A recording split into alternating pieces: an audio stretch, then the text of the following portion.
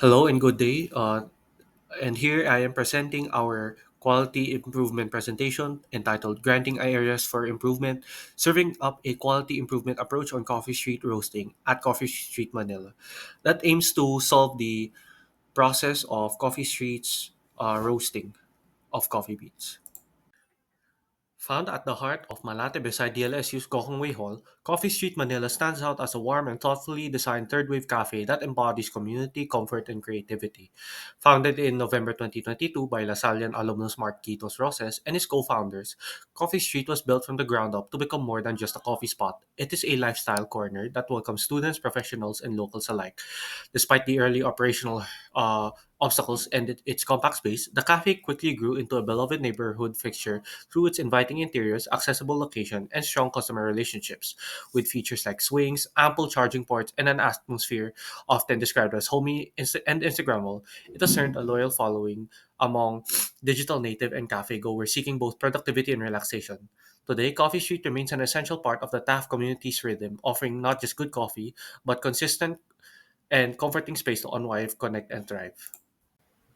Coffee Street Manila offers a wide and affordable menu that suits all kinds of tastes and needs.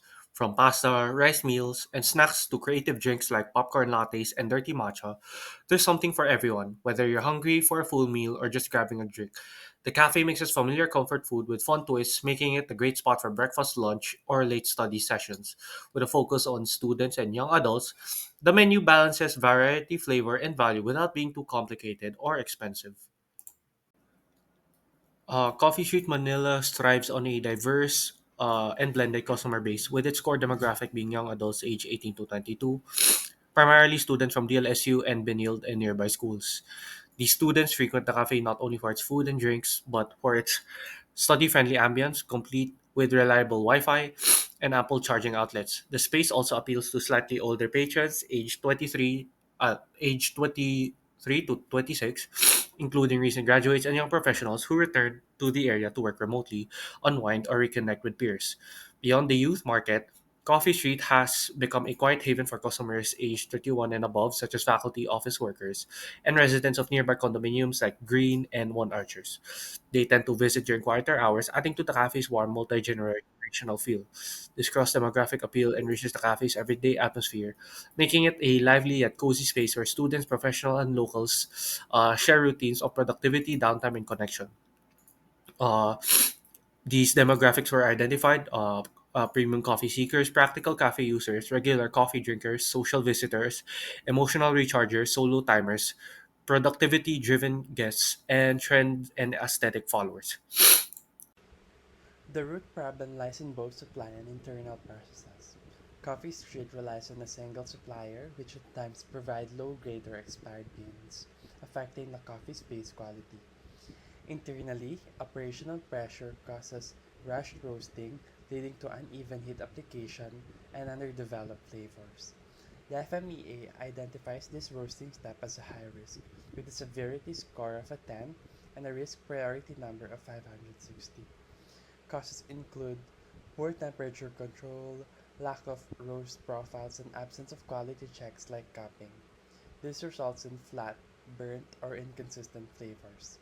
In addition, grind size directly impacts extraction and flavor. Without standardization based on brew method, such as fine grades for espresso or coarse for French press, flavor outcomes become even more inconsistent. The 5 Eyes analysis identifies both internal and external causes of flavor inconsistency at Coffee Street Manila. Internally, the roasting process lacks attention to origin-specific flavor profiles, time constraints leading to rushed batches, resulting in underdeveloped or uneven roast. There is no standardized roast profiling or cupping to ensure flavor balance.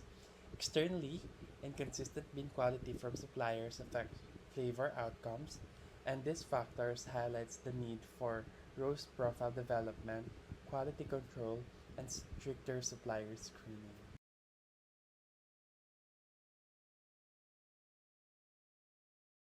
Customer requirements, also known as what's in the House of Quality framework, represent the expectation and the needs of customers. These requirements are crucial because they determine which aspect of the product or service must be prioritized to ensure customer satisfaction.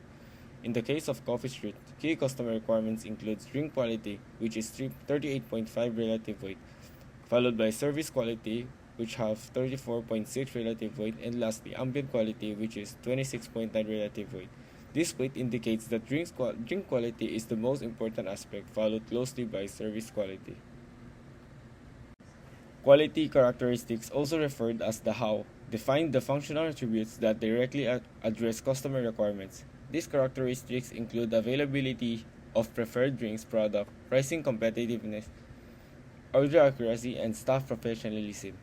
The HOQ uses symbols to express the strength of relationship between customer requirements and quality characteristics.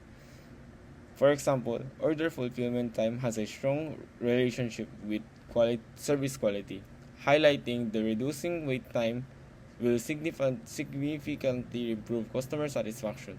Similarly, cleanliness and sanitation has a strong relationship to ambient quality, reinforcing the importance of hygiene in enhancing the customer experience.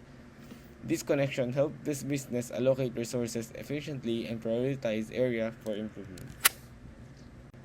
Competitive analysis involves benchmarking coffee streets against its competitors, which is Prelude, Mood and Coffee, Obscure. Based on key performance indicator, each competitor is rated on a scale of 0, which is the worst, to 5, which is the best, across various customer requirements. For instance, in the terms of coffee quality, Coffee Street scores higher than competitive 2, but it outperforms by competitive 1. This suggests that Coffee Street offers a competitive drink selection improvements are necessary to surpass industry leaders. Similarly, for service quality, Coffee Street is ranked closely with its competitor, indicating the minor adjustment in staff training and customer service protocol could provide a competitive edge.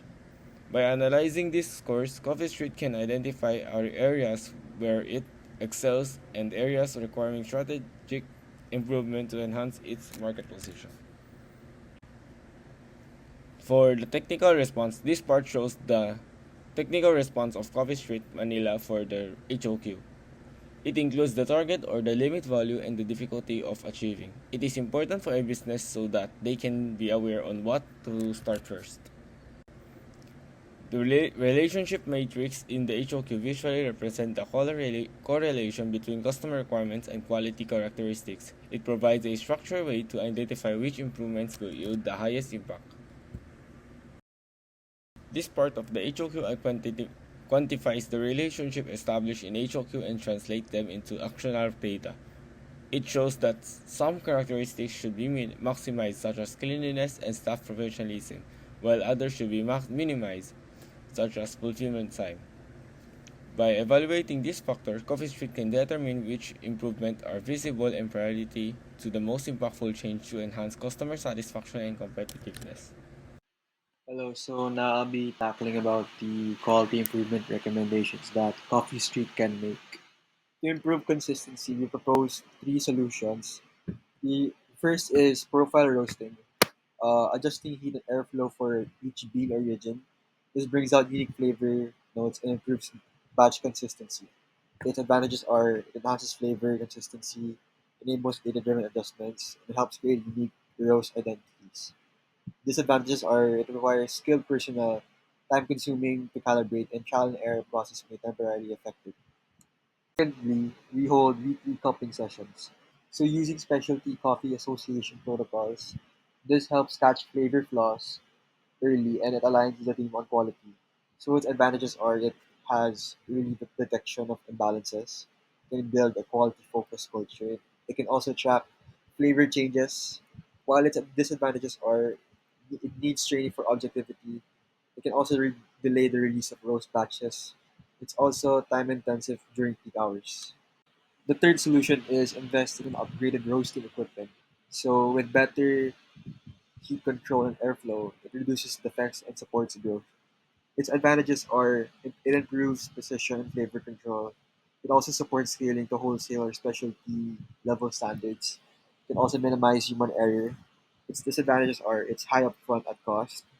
It's restraining staff needed, and maintenance and spare parts could be really expensive. So for the recommendation tools, we use tools to ensure each solution is feasible. So roasting profile uses artisan or crop stir logging, and cupping follows SCA protocols and sensory mapping. For equipment, we did a supplier benchmarking matrix with cost-benefit analysis. And overall, we applied PDPC and force field analysis to map risks and drivers.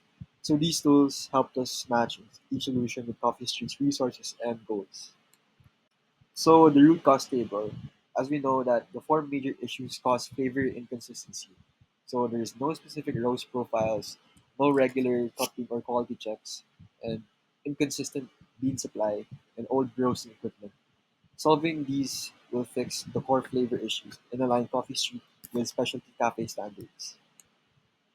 So our PDPC, it maps key steps on how to prevent failure. So we start by roast profiling, then to train staff and assign roast loggers. Then we have lunch topping to set weekly schedules. Then we upgrade equipment to plan during off-peak months and to retrain staff. So each step includes risk prevention, so rollout is smooth and sustainable. Now for the force field analysis, as we know that upgrading equipment has strong benefits, and these benefits are better control consistency and brand trust. But it also brings in high cost, training and downtime. So our strategy is to spread costs, train early, and upgrade during slow months to minimize disruption. Now we have the Gantt chart or the timeline of implementation. So our implementation timeline spans into 6 months to ensure smooth transitions without affecting operations. So from August to September, this is where we develop roast profile and train staff.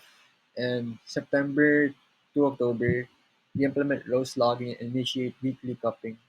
And for November to December, this is where we procure and install new roasting equipment. And for December to January, this is where we conduct full quality audit and gather customer feedback. So this phase rollout allows Coffee Street to make sustainable improvements while continuing to serve customers with minimal interruption. Moving on to the cost of quality. As indicated in the cost of quality table, there are three priority implementation activities of improvement that are important in the maintenance and development of quality of the products in a coffee shop business like Coffee Street Manila. The improvement activity, firstly, the profile roasting is the introduction of roasting software and training to the staff in order to guarantee uniformity in terms of flavor and aroma of coffee products. The act of implementing this measure is projected to a cost sum of 80,000 pesos. Next is regular copying session, the second activity that is aimed at measuring and guaranteeing the quality of coffee based on sensory assessment.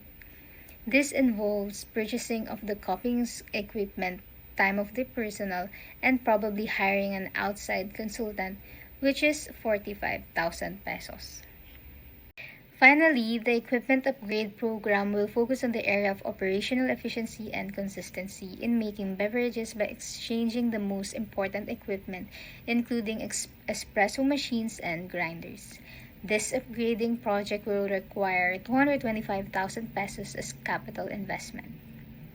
Now, in conclusion, the cost of quality table highlights the need to make strategic investments to improve the quality, and it explains how the expenses related to quality prevention and appraisal are impacted in favor of the financial and reputational risks that it can do to the company due to both internal and external miscarriages.